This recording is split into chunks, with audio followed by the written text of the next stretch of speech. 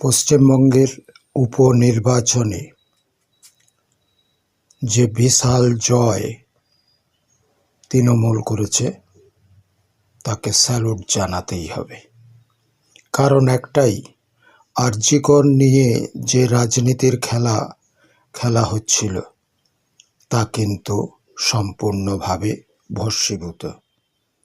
যে দুঃখজনক ঘটনা ঘটেছে এবং প্রশাসনের কর্তৃপক্ষ যে অনিয়ম করেছে তা অবশ্যই সমর্থনযোগ্য নয়। কিন্তু সেই সঙ্গে আন্দোলনের নামে হাততালি দিয়ে গান গেয়ে নেচে নেচে কোন উৎসাহটা ঘটছিল? আসলে গভর্নমেন্টের পয়সায় ডাক্তারি পড়ে গভর্নমেন্টকেই বুড়ো আঙুল দেখানো মানুষ কিছুতেই মেনে নেয়নি।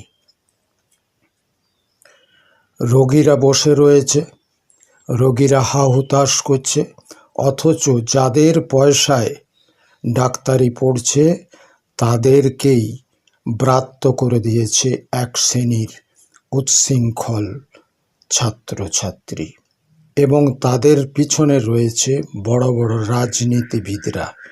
এটা অত্যন্ত দুঃখজনক এবং অত্যন্ত নিন্দনীয়। এটা কখনোই সমর্থনযোগ্য নয়। দিনের পর দিন আন্দোলনের নামে পশ্চিমবঙ্গের আম জনতাকে সম্পূর্ণভাবে চিকিৎসা থেকে বঞ্চিত করা হয়েছে। এর ফলে জনসাধারণ বাধ্য হয়ে নার্সিংহোম এবং প্রাইভেট হসপিটালে গেছে, আর সেখানে গলা কাটা টাকা নিয়ে চিকিৎসা হচ্ছে। চিকিৎসার নামে অনেক ক্ষেত্রে ভুয়ো চিকিৎসা লক্ষ্য করা গেছে।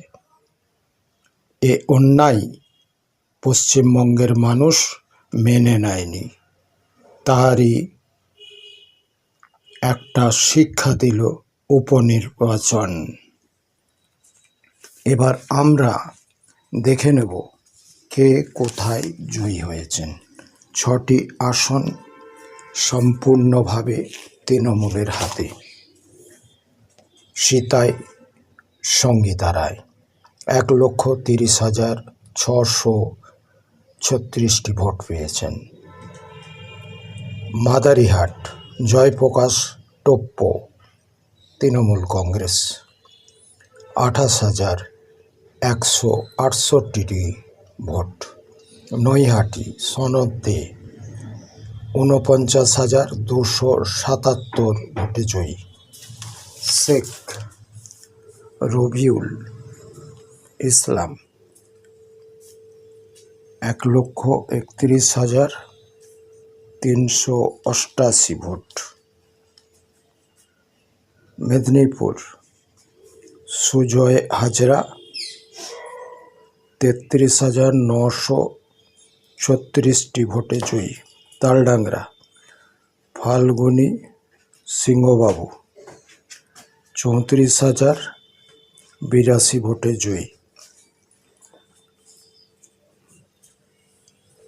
এখন সম্পূর্ণভাবে এই জয় জনগণের জয়, এবং তৃণমূলকে যে তারা স্যালুট জানাতে চাইছে তা কিন্তু এক জ্বলন্ত উদাহরণ।